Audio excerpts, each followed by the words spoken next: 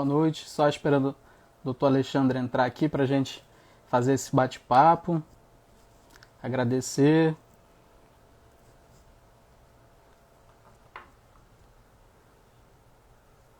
Agradecer aqui a doutora Soale Brito, doutora Ellen, Ana Lívia.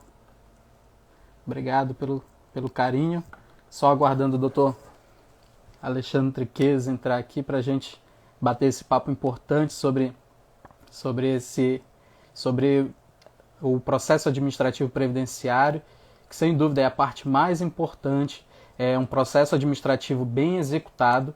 Ele pode não ser deferido por algumas questões de legislação própria do INSS, mas com certeza ele faz um processo pré-questionado muito bom para o judicial, e é por isso que a gente precisa conversar muito sobre o processo administrativo e sobre a velocidade com que ele vem sendo tratado no judiciário, no legislativo e no executivo também. Agradeço aqui a participação do Caio, da Nide, Gustavo, agradeço muito. É sempre muito bom falar sobre direito previdenciário e contar com a presença de vocês aqui. Só aguardar o doutor Alexandre.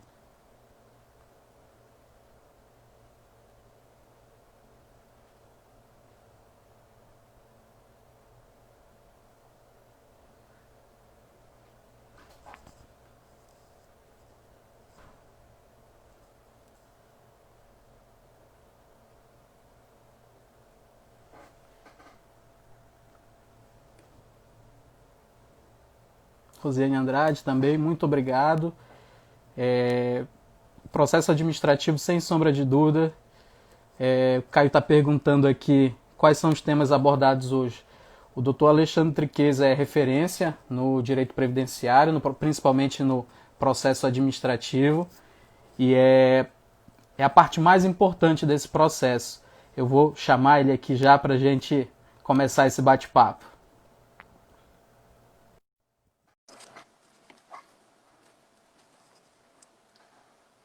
Letícia, obrigado, doutora Letícia, pela participação. Olá, tudo bom? Tudo bem, meu amigo? Boa noite. Satisfação Que bom, poder. deu certo. E bom.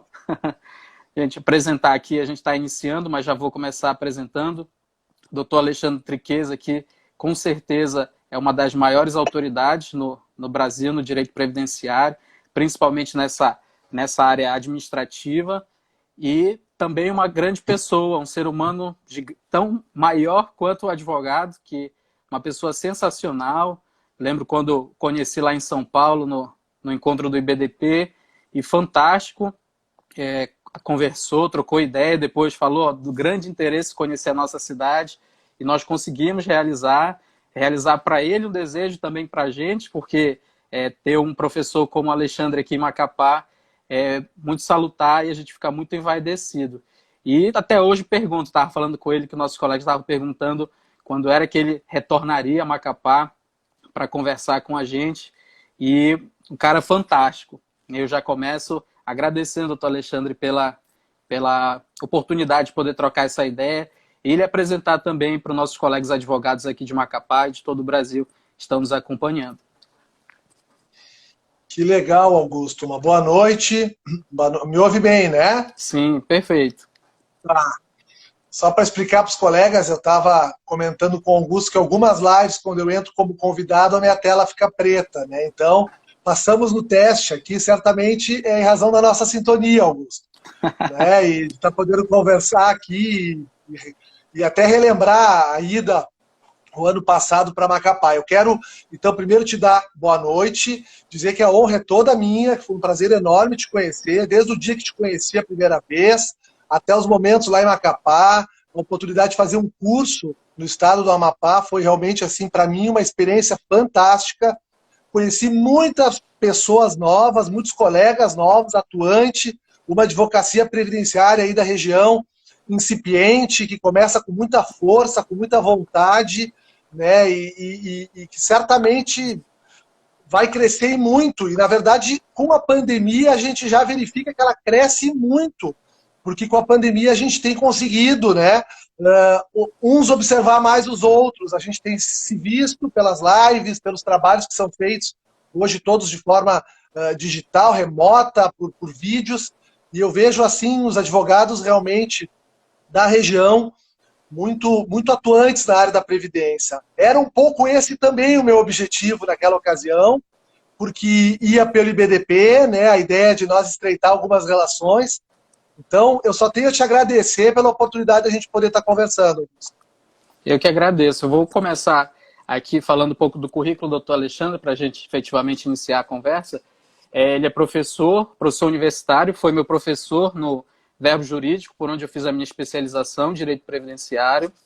Ele é professor também pelo IBDP, também é professor e sócio no G4, que é um grupo de estudos previdenciários que tomou conta aí, pegou todo mundo pela qualidade que tem feito e revelou outros professores também incríveis aí, deu a oportunidade de a gente conhecer, por exemplo, aqui no Amapá, a doutora Maura Feliciano, um conteúdo de qualidade.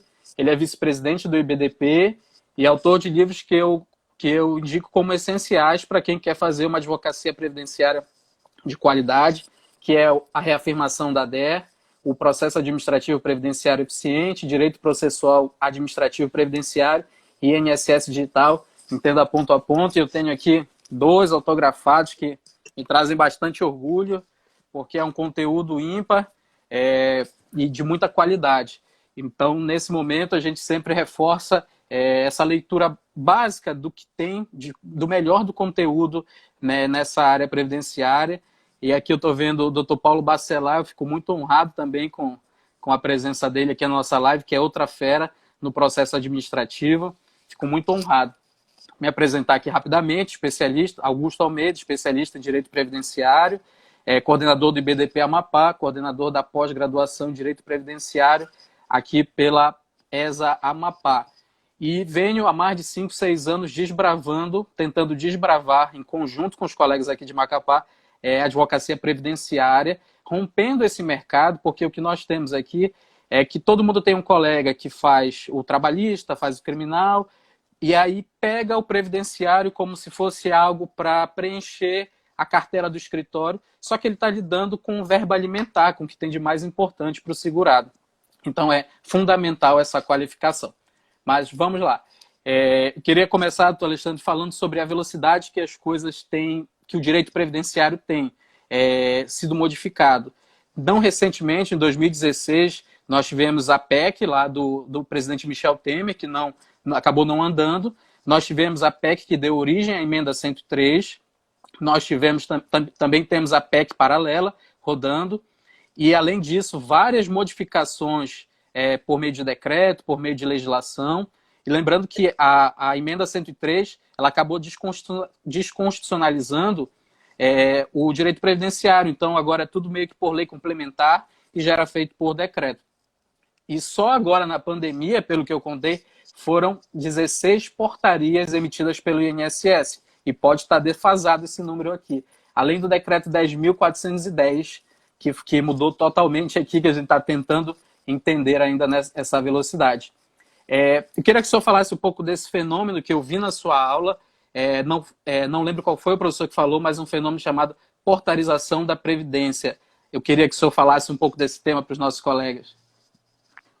Tá ótimo, Augusto.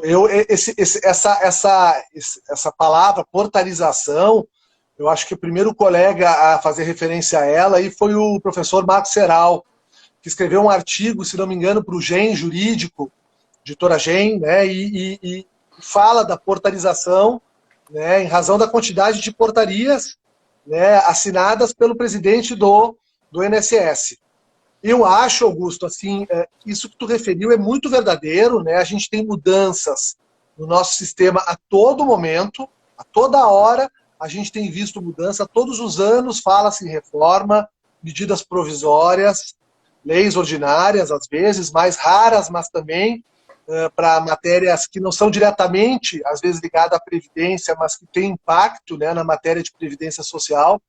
Isso tem sido uma constante, assim, até, eu diria, lá nos anos 90, né? Praticamente em 95 tivemos uma reforma importante, em 99 tivemos outra, depois tivemos 98 a reforma constitucional da emenda 20, e fomos avançando em reformas previdenciárias tanto no regime geral quanto no regime dos servidores públicos, e isso está acontecendo até agora. Eu acho que, para além das questões da reforma, de alterar o sistema, a concepção do sistema, a matéria previdenciária, enquanto ela for uma matéria como ela é tratada no Brasil, né, uma matéria constitucional, que tem um papel, né, de proteção social, dentro de um ideal de seguridade social, ela é uma matéria que vai ter que estar sempre se adaptando à vida do cidadão. A vida vai mudando e a Previdência precisa se adaptar a essas mudanças. E, naturalmente, que esse processo reformista ele vai sempre ocorrer. Eu acredito nisso. Assim, ele precisa sempre ocorrer. A única possibilidade de acabar esses processos reformistas é a previdência pública no Brasil ser extinta e transformada numa previdência privada ou entregue para uma previdência privada, digamos assim, porque a matéria, né, não seria mais relacionada à lei, mas sim aos contratos que são assinados entre as partes, viraria uma matéria de direito, né, praticamente privado, né, e aí não teríamos esse problema. A grande questão, assim, para provocar um pouquinho o nosso debate, é que o governo, quando faz essas reformas e faz essas alterações, ele comete muitos erros, muitas falhas, existem muitas questões inerentes a esse processo, antinomias de regras, o não respeito à hierarquia das leis. Esse tipo de situação o governo invariavelmente acaba cometendo, e isso traz, logicamente, um vigor para a advocacia previdenciária, né, enquanto uma área de atuação do direito, porque para resolver esses problemas nos casos concretos, a gente vai precisar dos advogados. Então eu vejo o processo de reformas e de mudanças constantes nos últimos anos, no seu aspecto negativo quanto a muitas vezes não respeitar, né, a questões importantes, está dentro desse processo de reforma para redução do tamanho da Previdência, mas eu vejo um aspecto positivo no que se refere assim à valorização do nosso trabalho, né? Quanto mais difícil for Previdência, mais nós estamos à disposição da população para auxiliá-los na busca do melhor direito. E esse é o nosso papel, essa é a nossa formação, né? É verdade. A reforma ela traz sempre esse aspecto, e o que a gente tem percebido, principalmente aqui, agora nesse momento da pandemia, é uma incrível qualificação do advogado previdenciário. Então, aquele colega que está nos assistindo agora, a gente tá correndo o dia todo, todo dia tem novidade, e aí se nós não estivermos atualizados com o conteúdo, de repente no atendimento ao cliente a gente dá uma falsa esperança para ele de uma regra que já não é mais aquela, ou uma documentação de que já não é mais suficiente, que já tem que apresentar uma nova documentação, e isso ocorre invariavelmente. E agora eu queria puxar, para a gente ligar esse assunto, sobre o prévio requerimento administrativo na autarquia federal, que é um tema, às vezes alguns colegas perguntam, até falam assim, não, já vou dar entrada direto na Justiça Federal para a gente avançar e conseguir mais rápido esse benefício, porque eu vi que o INSS não tende a conceder esse benefício previdenciário. Então, Augusto, o prévio requerimento administrativo, ele não permite, né, que o segurado, com patrocínio ou não, né, do seu advogado, ingresse diretamente na justiça. Não pode fazer o ingresso da ação diretamente na justiça sem ter a pretensão resistida do INSS, sem ter ao menos protocolado um pedido por algum dos canais do INSS e ter tido a resistência, o indeferimento, né, do pedido de forma indevida, por entender que é indevida, aí sim pode buscar o Poder Judiciário. Claro que existem particularidades nesses requerimentos administrativos que sempre são levados em consideração pelo juiz, na hora de entender pela continuidade, pelo prosseguimento do processo ou pelo indeferimento pela falta do interesse de agir. Uma das questões importantes é que não tenha sido exigido do segurado no processo nada que fosse inexigível, né? Alguma questão, uma exigência um documento que não existe, uma prova que não foi possível buscar, alguma situação nesse sentido. Aí é possível sim, né, fazer o requerimento judicial. Tem algumas situações também e a gente fica um pouco em dúvida porque há confrontos de entendimento, por exemplo, o STF com a STJ, por exemplo, no auxílio na aposentadoria por incapacidade permanente, antiga invalidez, que o STJ, mesmo com a decisão do STF, foi lá e disse, não, o início do benefício se dá com a intimação, com a citação do INSS. Então tem muitas coisas também que permeiam, que às vezes o advogado ele precisa também estar ligado nessas situações da TNU, do STJ, dos temas do STF, porque, na minha visão, Alexandre, você pode me corrigir se eu estiver equivocado, o direito previdenciário ele se tornou um emaranhado de legislação e você precisa, no atendimento do seu cliente, ir achando a ponta da linha para verificar para ele qual é o melhor caminho, porque elas se apresentam diversas as possibilidades da concessão do benefício. E o processo administrativo, aí eu já queria emendar com a pergunta, na sua visão, o processo administrativo é vantajoso? Então, ele é vantajoso, sem dúvida que ele é vantajoso. Primeiro, a partir do momento que a gente conclui que eu preciso postular no INSS antes de ir à justiça, ele é necessário, né? Então eu não tenho alternativa, né? E eu não tenho outro caminho no pedido de aposentadoria, a princípio, salvo algumas exceções, né, do que requerer lá no INSS. Feito o requerimento no INSS, eu não tenho por que não cumprir as regras que lá estão sendo exigidas da forma mais escorreita possível, da melhor forma possível. Por quê? Para que eu possa colaborar quando do ingresso da ação judicial, ou não, porque às vezes eu tenho deferimento administrativo, mas porque eu possa ter uma postura de boa-fé. O que acontece é que o Poder Judiciário hoje, e não só o Poder Judiciário, eu acho que todos os setores, né, avaliam muito a boa-fé das pessoas, quando essas pessoas surgem e postulam alguma coisa, seja no Judiciário ou não. E o Judiciário passa já há alguns anos a avaliar a boa-fé desse segurado, que está representado pelo seu advogado, no que se refere a realmente cumprir com tudo que tinha que ser cumprido, exaurir todas as possibilidades possíveis, né? Então, ter uma dedicação razoável para a etapa precedente ao processo judicial, né? Que leia-se, não necessariamente vai ser a etapa precedente, o benefício pode ser deferido, mas mesmo naquelas hipóteses que eu não tenho que eu não acredito que vai ser deferido o benefício lá, que eu possa fazer da melhor forma possível, porque isso vai agregar uma qualidade muito maior depois na minha ação judicial, melhorando a confiança entre os atores do processo, inclusive. A confiança entre o procurador federal, que está defendendo a INSS já na justiça, o magistrado federal que está avaliando a causa, e no caso o advogado do autor. Uma ação que é ajuizada e que se tenta de todas as formas omitir que não foi apresentado um PPP no processo administrativo para ver se passa, alterar o valor da causa, porque o processo não levou muito tempo, e se utilize assim, de uma forma de defesa do segurado, que ela não é má-fé, mas ela é representativa de um processo administrativo mal feito. Porque eu não tenho como ajuizar uma ação, uma boa ação previdenciária, sem ter feito o melhor possível no processo administrativo. Então, isso vai fazer com que a relação entre as partes já comece ruim. E hoje, o juiz, o procurador federal, assim como o advogado, acessam os documentos, olham as informações, né? Se foi aquele tempo que o judiciário não fazia avaliação nenhuma, ninguém lia nada, hoje todo mundo lê, a Justiça Federal acompanha a postura, o processo, a lealdade processual, tudo isso está sendo visado ali, porque está tudo registrado no processo eletrônico.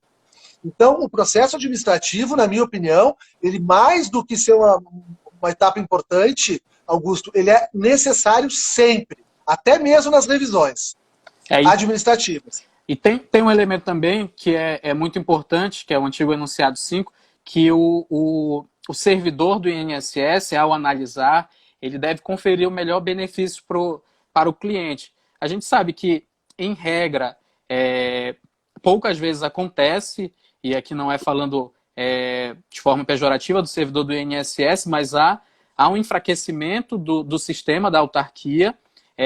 Semana passada eu peguei um indeferimento que eu nem podia chamar aquilo de ato, porque ele não falava nada com nada. Então, a qualificação do advogado, e dentro do que você falou dessa relação de boa-fé, que é apresentar a documentação necessária, se verificar que tem algum indício de irregularidade, tem que interpelar o cliente, porque a gente vai ver mais à frente, o advogado responde também solidariamente a esse cliente se a autarquia verificar que tem algum tipo de irregularidade, de fraude. Então, na verdade, durante algum tempo, e eu não sei como aqui em Macapá já pacificou um pouco isso, que é uma relação conflituosa entre o servidor do INSS e o advogado. Muito pelas ferramentas também que estão sendo utilizadas, mas a qualidade dos advogados fez com que esse clima fosse, pelo menos aqui em Macapá, derrubado. E aí eu queria já complementar também, hoje, atualmente, com a pandemia, nós temos duas plataformas fortes de atendimento, que é o Meu INSS e o INSS Digital. Meu INSS voltado para o segurado, para a pessoa física, e o INSS Digital para o advogado e para aquelas empresas que se filiaram lá, assinaram o acordo de cooperação. Queria que você falasse dessas ferramentas e a importância para o colega advogado que está nos assistindo saber manusear essas ferramentas. Perfeito, Augusto. Sem dúvida, as duas ferramentas, tanto o Meu INSS quanto o INSS Digital, são ferramentas básicas para a atuação do advogado previdenciarista em qualquer canto do país. Naqueles locais em que não haja ainda o INSS Digital, que se esteja aguardando ainda o convênio, enfim, por qualquer razão de ordem prática, enfim, que não esteja permitindo ainda o advogado ter acesso ao INSS Digital, o Meu INSS acaba cumprindo o papel de ferramenta única para as duas, né? Agora, por que são importantes? Porque o INSS Digital é uma ferramenta voltada para os advogados, né, e para as entidades que assinam um acordo de cooperação técnica com a Previdência, tal qual a OAB, o Conselho Federal da OAB assinou. E lá, o INSS Digital ele é uma ferramenta para requerer benefícios. Ele é uma ferramenta processual. Você manda o documento, recebe o documento. Você manda informação, recebe informação. É uma troca.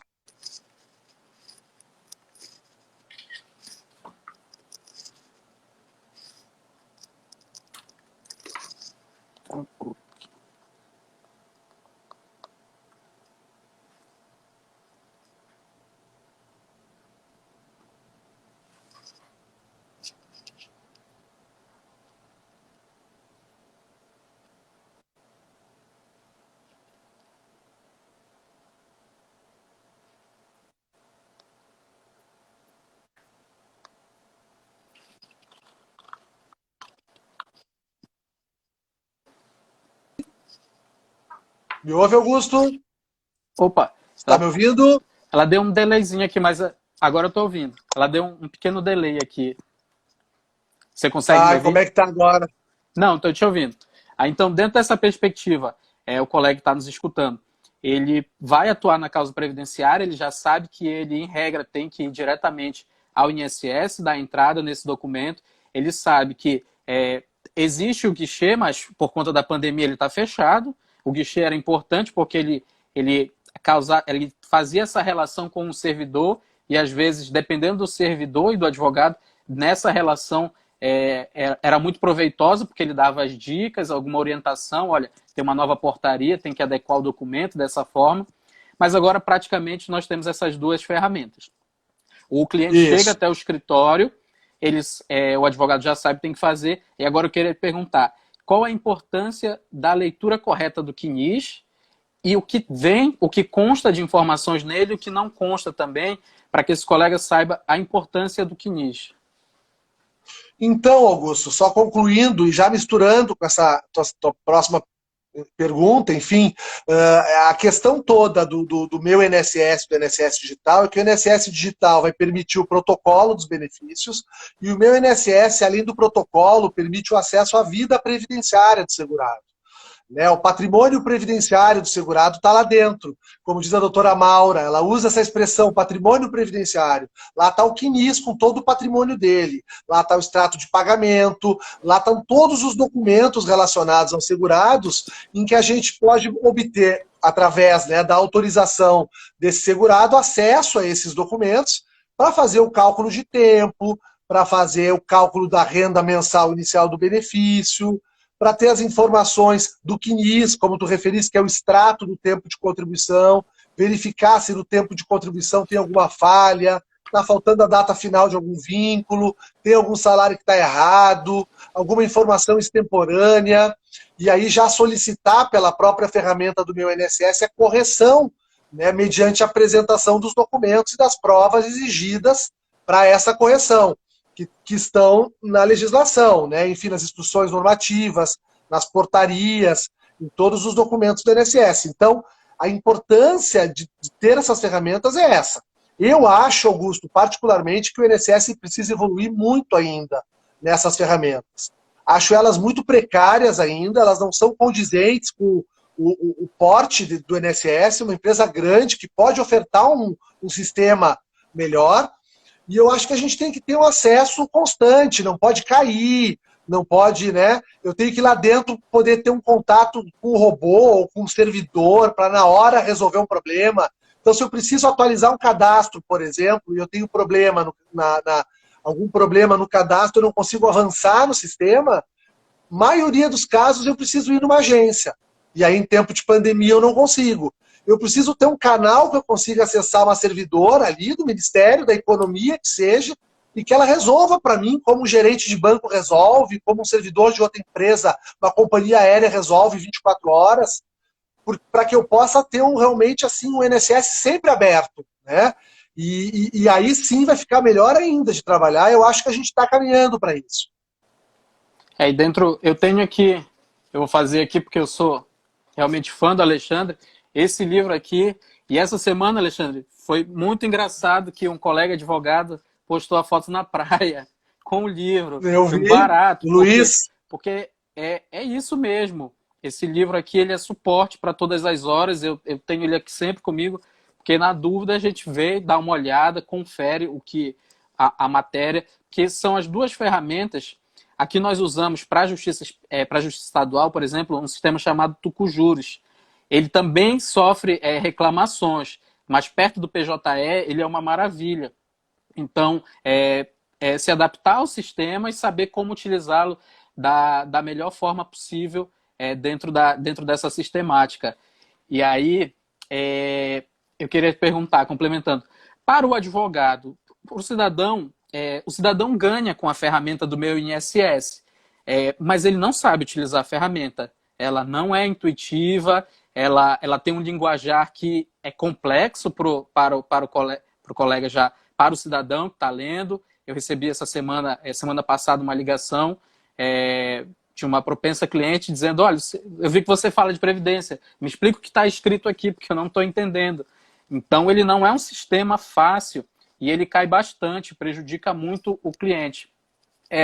Mas para o advogado, qual a importância de dominar essa ferramenta efetivamente para protocolar os pedidos, para pedir atualização, para ELANIT?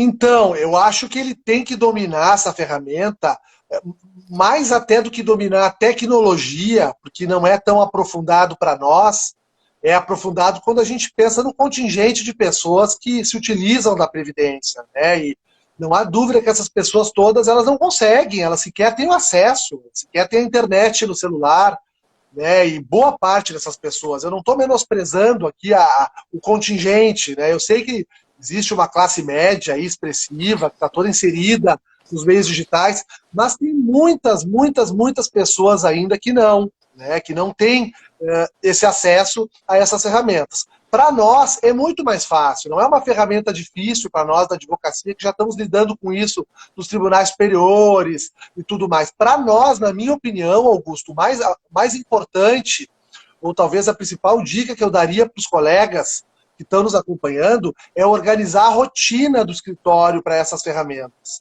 Eu tenho que ter uma organização boa no meu escritório para trabalhar com o INSS digital e com o meu INSS, para que eu não me perca nas intimações dos atos, para que eu não me perca no prazo para cumprimento das exigências, para que eu não demore muito entre a assinatura do contrato com o meu cliente e o protocolo junto ao INSS digital, porque aqui não tem garantia de DER.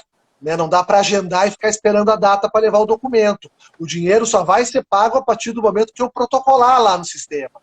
Então, às vezes, o colega não está tão acostumado com essa rotina, se despede do cliente após a assinatura do contrato, tudo maravilhoso, e 3 meses depois ele liga para saber como é que está e, eventualmente, o escritório não deu andamento, não correria, situações que nós passamos sempre na nossa profissão, né? A gente está sempre correndo e buscando, às vezes pode acontecer algum problema, acontece um problema desse, pum, são 3 meses de benefício que o segurado não vai receber. E eu não tenho como recuperar, só se eu tirar do meu bolso e pagar para ele, né? Então, a importância também, me veio uma outra ideia para trazer para os colegas também, que a gente faz bastante aqui no escritório, Augusto, que é o seguinte, colocar no contrato de forma bem clara isso tudo. Por exemplo, se o teu escritório é um escritório que não consegue fazer esse protocolo em menos de 45 dias, o que é possível, dependendo da demanda, cada um tem a sua demanda, e tudo mais, até por razões extraordinárias, agora como a pandemia, de repente o colega está trabalhando só meio turno, ou não está conseguindo trabalhar todos os dias, a importância de colocar no contrato. Então, abrir um capítulo no contrato só sobre o requerimento administrativo, botando todas as regras contratuais relacionadas à fase administrativa, e um capítulo no contrato abrangendo as questões relacionadas ao processo judicial. Lá na parte atinente ao requerimento administrativo tem que ter, por exemplo, por que não uma carência para o ajuizamento da ação? Então, fica combinado que o contratado irá protocolar o presente requerimento de aposentadoria 45 dias após a assinatura desse contrato. Isso já me dá uma tranquilidade de eu poder fazer um requerimento com calma, cuidar da documentação e não trazer nenhum prejuízo que está previsto no contrato. Né? Então, é muito importante essa mudança de rotina, porque quem fazia antes a agência do INSS era uma rotina completamente diferente. E conforme já está sendo anunciado pelo governo federal, né, o próximo passo nessa reforma administrativa, mais uma reforma, né, tu estava falando de reformas, e nós nem falamos das reformas estruturais administrativas. Essa reforma que está sendo feita no INSS, que nós não nos demos conta, mas ela é gigante, ela já, né, muitos servidores já se afastaram, muitas agências fechadas, ela vai partir agora para uma próxima etapa em que vai ser extinto o INSS. E a ligação com o benefício vai ser ligado diretamente a uma secretaria lá dentro da Secretaria de Previdência do Ministério da Economia, né, e vai ser tudo gerenciado lá por cima. Tudo indica que isso vai acontecer. Então, tudo passa a ser digital. A gente precisa estar preparado. E dentro desse... Você falou de um tema que eu venho me apaixonando verdadeiramente por ele, que é esse atendimento ao cliente e a força que tem, dentro do que você falou, de um contrato bem estipulado. Porque você fica com o documento do cliente, gera uma expectativa nele. Não é raro que eu faço o atendimento a um cliente, no outro dia ele pergunta, já deu entrada? Já está tudo ok? Então, o advogado, por se tratar de uma verba alimentar, eu falo sempre que o direito previdenciário é essa última fronteira social, até mais que o direito do trabalho. Ele é um grande seguro e os advogados é que fazem essa parte, porque o seguro sempre dá problema. Ele nunca cumpre o contrato da forma que ele disse que faria na hora da assinatura. Aí eu queria que você falasse, Alexandre, que você também escreveu esse livro, explicasse para os colegas o que é a reafirmação da DER, que é um tema também importantíssimo, e eu não sei se você ainda está fazendo tiragem, mas está aqui também. É um livro muito eficiente, bem prático, também faço a leitura sempre. Que legal, Augusto. Estou com um probleminha na luz aqui, eu vou tentar mais uma vez, senão eu desligo. Também estou... Eu acho que eu estou brilhando demais. Aqui, eu vou tentar diminuir a luz. Estou te vendo super bem, tudo tranquilo. Primeiro, Augusto, obrigado mais uma vez pelo carinho aí, cara. Tu falou que, né, da minha pessoa, mas eu tenho muito a falar de ti também, uma pessoa que eu admiro muito, de verdade, nós nos tornamos amigos, e fico super feliz quando tu traz os livros e fala das matérias, ou quando a gente se encontra mesmo nos congressos, assim, eu acho que muito bom. O direito previdenciário propicia, né, a nossa profissão propicia muito essas trocas, essas amizades, essas coisas que ficam, né? O direito previdenciário pode até ir embora, mas as relações humanas, elas vão estar sempre muito firmes, né? Eu que agradeço, na Mas, verdade, hoje, inclusive, eu estava falando com o Anderson, fiz o convite para fazer uma live com ele sobre a relação direito de família e o previdenciário, também já aceitou para bater esse papo. Então, eu que sou muito grato aos amigos do Rio Grande do Sul aí, eu vi a doutora Bruna aqui, que é de Santa Catarina também, porque nós temos que reconhecer que nós temos bons advogados aqui em Macapá, que militam há um bom tempo, que fazem com qualidade. Mas não faz nenhum sentido ser uma ilha aqui, fazer advocacia previdenciária sozinho. Então, é esse o objetivo também, doutora Nanda, que eu estou vendo, que é fazer com os colegas. Tem mercado para todo mundo, só vai se destacar quem tem a qualidade. E é atrás disso que nós buscamos sempre nos cursos, nos congressos, e fazer o convite já. Fazer outro convite. Para se associar no IBDP, que está o nosso vice-presidente, doutor Alexandre, e também quem não conhece o G4 Previdenciário, lá no Facebook pode fazer, pode visitar. Esse ano eu fiz um curso de planejamento previdenciário muito bom. Para falar em direito previdenciário, eu faço quase todo dia um curso e as lives trazem esse benefício para a gente discutir vários temas. Então, eu quero agradecer a sua amizade e para explicar um pouco para os colegas, porque o direito previdenciário ele tem muito dessas siglas, da DER, da DIC. Então, às vezes a gente fala da reafirmação da DER e tem alguns colegas que não sabem o que é. então, né, eu fiz esse pequeno à parte aí, vendo tu apresentar todos os meus livros, fico muito feliz realmente. Respondendo a tua pergunta específica, Augusto, o que acontece? Tá? A reafirmação da DER ela é um instituto do processo administrativo. No processo administrativo, quando eu faço o requerimento administrativo do benefício, eu tenho uma data de entrada do requerimento, o que nós chamamos de DER. É a data em que o cidadão foi lá no INSS e protocolou o pedido. O processo fica sendo analisado perante a Previdência Social e vai chegar um momento que o servidor vai decidir esse processo e vai dizer se a pessoa tem direito ou não àquele pedido que ela está fazendo lá na DER, lá na data de entrada de requerimento. Muitos casos, as pessoas pedem o direito e não têm o direito quando pedem, por várias razões, por desconhecer a questão temporal que ainda falta, por faltar idade, tempo de contribuição, um cálculo errado, algum tempo, algum período, alguma condição que não foi reconhecida no processo administrativo, mas ela continua trabalhando ou contribuindo após o requerimento administrativo. E com isso, o servidor do INSS pode alterar a data de entrada para o requerimento para um momento posterior, para poder englobar as contribuições previdenciárias posteriores no tempo de contribuição e garantir esse benefício, que se fosse considerado a data de entrada de fato, quando ela ocorreu, ele não teria o direito, por faltar justamente o período que foi reafirmado, né? Então, na verdade, a data de entrada do requerimento é sempre o momento do protocolo. O que se altera é a data de início do benefício, a DIB. Ela vai ser definida, né, ela é o marco jurídico do início do benefício. Ela não vai ser definida junto com a DER.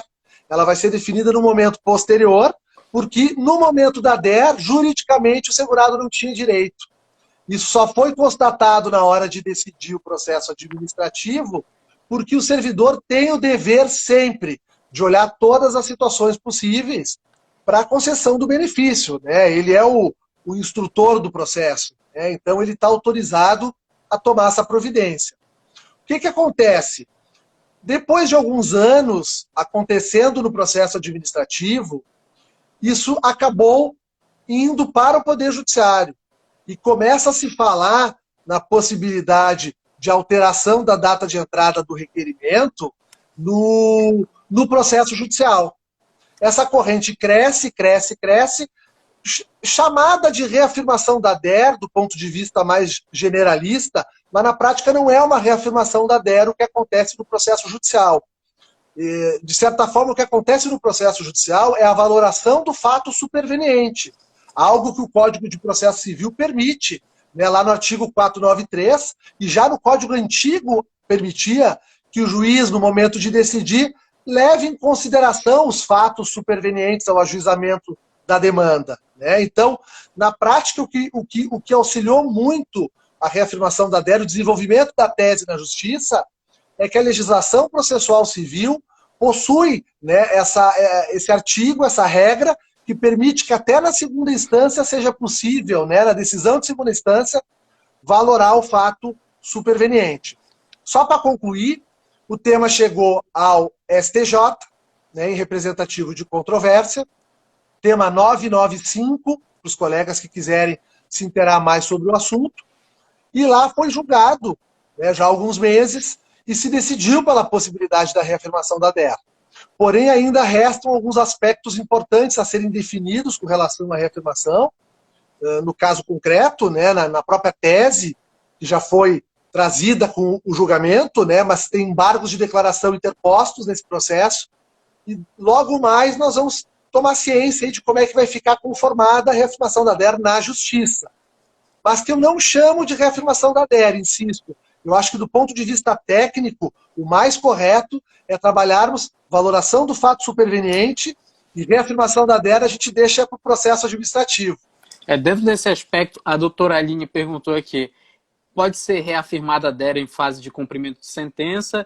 E o doutor Fernando falou, professor Triches, diferente do tema 995 do STJ, entende possível a reafirmação da DER após o encerramento do processo administrativo e antes do ajuizamento da ação?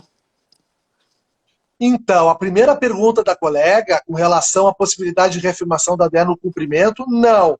Pelo tema, já julgado, não é possível. Eu só posso postular a reafirmação da DER até a decisão da segunda instância.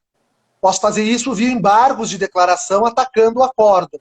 Depois eu não posso mais, isso já ficou definido, e não é objeto de nenhuma embargos, nada com relação às partes do processo, então essa questão está resolvida já. Com relação à pergunta do Fernando, esse é um tema polêmico que, no meu entender, sim, não há nenhum problema. A data de início do benefício ela tem que restar definida na data que nasce o direito. Na data que nasce o direito. Se eu comprovar que naquele mês, daquele ano, tinha o direito, né, a reafirmação tem que ocorrer valorando o fato superveniente. O magistrado deve definir a data de início do benefício naquele momento. Só que o acórdão ficou contraditório, né, ficou bastante contraditório nessa questão. Inclusive o IBDP, que é amigo da corte desse processo, fez uns embargos de declaração para solicitar, então, que os ministros reavaliem quanto a exatamente essa questão que o Fernando traz. Mas que está muito clara, se os colegas lerem o acórdão, não há dúvida. A intenção foi esclarecer por quê? Porque há algumas menções, e para que o tema fique bem esclarecido, é importante que deixe bem claro, então, essa possibilidade plena da reafirmação, que é a lógica do Instituto, né? Agora, avançando um pouquinho mais, um outro conceito que eu acho que eu queria que você esclarecesse aqui para o nosso colega, que é a da prova material, a diferença de indício e prova plena, que são dois conceitos que às vezes o colega vai fazer protocolar e tem a impressão ou tem o entendimento de que aquela prova ali, ela sozinha é robusta, capaz para gerar o direito. Aí eu queria que você comentasse um pouco sobre a prova plena e o indício de prova. E o início. Tá ótimo. Tá ótimo. Esse tema é muito bom, né? E, colegas, aqui é muito, muito tranquilo da gente compreender. Eu sempre preciso entender que se eu for entrar na área da Previdência, do direito previdenciário, né, no regime geral, notadamente no regime geral, eu preciso sempre, para comprovar o direito, as prestações que eu estou postulando, de documentos. Sempre vai se exigir documentos. E existem muitos caminhos que já estão abreviados dessa caminhada. Por quê? Porque com a informatização da Previdência, muitas questões não vão mais precisando ser documentadas. É o que, por exemplo, faz a autodeclaração rural, né? E é o que pretende se fazer, fez o CNIS, o próprio CNIS Rural, a partir de 2023, se promete mais uma vez ser feito. Mas, via de regra, se eu não tenho os registros nos sistemas da Previdência, e eu não tiver um documento para comprovar, né, aquela relação ali envolvida, seja uma união estável, uma dependência econômica, qualquer prova, o recolhimento que não está constando no CNIS, eu não tenho a guia para comprovar o recolhimento, eu não consigo avançar no processo. Porque o direito previdenciário ele carece sempre da prova documental. Mais do que isso, essa prova não apenas precisa ser apresentada, como também precisa ser contemporânea ao período que eu quero comprovar. Então, se eu trabalhei na década de 70 e não tenho nenhum registro, e encontro o meu patrão agora, 50, 60 anos depois, e ele me fornece uma declaração de que eu trabalhei naquele período, se essa declaração não estiver embasada em provas contemporâneas daquela época, eu não consigo comprovar a filiação previdenciária. Né? Coisa com as ações trabalhistas que não possuem lá dentro documentos, né? Que eu faço a prova com prova testemunhal, ou eventualmente também, né, faço um acordo ou situações desse tipo. Então eu preciso ter esses documentos. A legislação, o decreto, o regulamento da Previdência Social e os atos administrativos do INSS trazem quais são esses documentos e dividem ele em duas qualidades, dois tipos. A prova plena, que é aquela que, se eu apresentar aquela prova documental plena, eu reconheço o direito apresentando ela unicamente. Ou indício de prova documental, seria um indício de prova plena, um indício de prova documental, né, em que eu apresento algumas coisas do que é exigido na prova plena. Não tenho tudo, mas eu tenho um manancial relevante que eu quero mostrar para o servidor para ver se ele não se convence. E aí cabe ao servidor processar algum meio de prova, como a justificação administrativa, a pesquisa externa, a vistoria técnica, para me auxiliar nessa prova. Então, sempre que eu tenho a prova plena, é tranquilo. Dificilmente eu tenho problemas, eu preciso ir ao judiciário, o servidor reconhece. Quando eu tenho indício de provas, aí sim é bastante subjetiva a avaliação. E por isso que a Previdência está se esforçando muito nos últimos anos a reduzir a exigência dessas provas, substituindo por sistemas e por declarações, em razão de uma subjetividade que quase sempre gera ação judicial, porque nunca se consegue acertar totalmente. É muito difícil fazer essa avaliação, né? O sistema, ele por vezes, ele é muito injusto com determinados tipos de segurados, que são aqueles que não vão conseguir gerar essa prova plena, sendo que o próprio sistema do governo federal, se ele fosse altamente linkado com as informações, por exemplo, nós temos o CAGED. O CAGED traz informações sobre a remuneração, inclusive, do trabalhador. Então, fica muito a cargo do advogado fazer essa busca ativa. E é dentro desse conceito que eu queria te perguntar.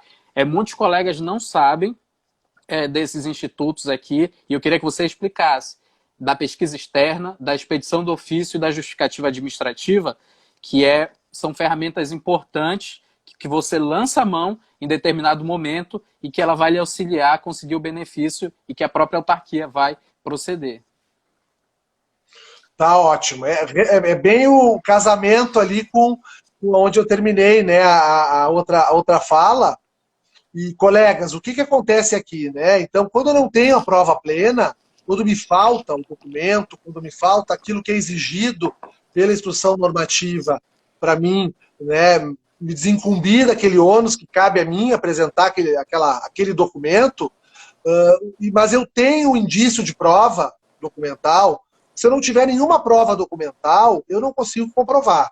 Só se eu tiver uma ocorrência policial feita em época própria de quando eu perdi esses documentos. E a ocorrência tem que referir que eu perdi esses documentos. Então, um incêndio, uma inundação, não basta apenas uma ocorrência dizendo que ocorreu um incêndio, uma inundação no dia tal. Tem que dizer, não, foi perdido os documentos rurais relativos ao exercício do trabalho rural.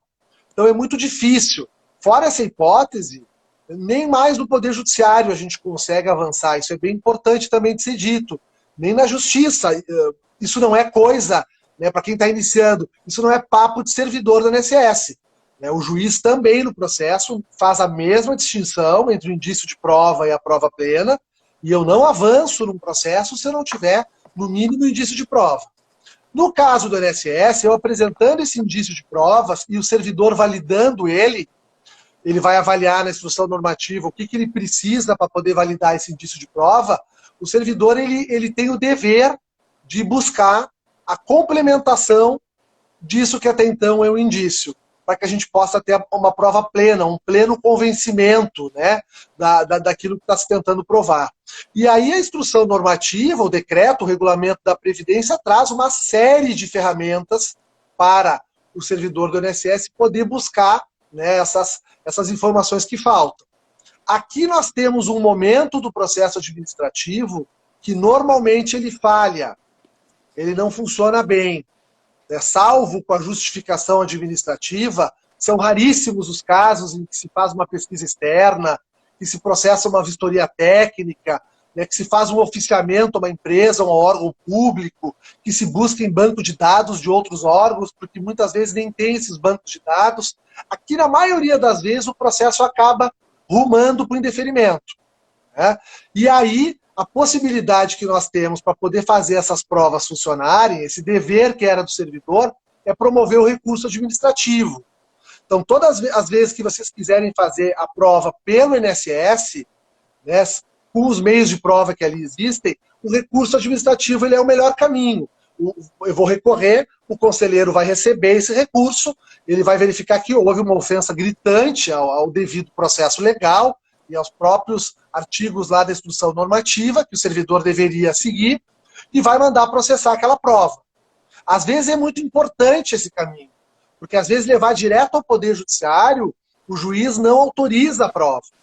Às vezes a prova tem índole trabalhista, como é o caso de uma contestação de um PPP, por exemplo, e ele diz que não vai marcar perícia porque ele entende que isso é matéria da Justiça do Trabalho.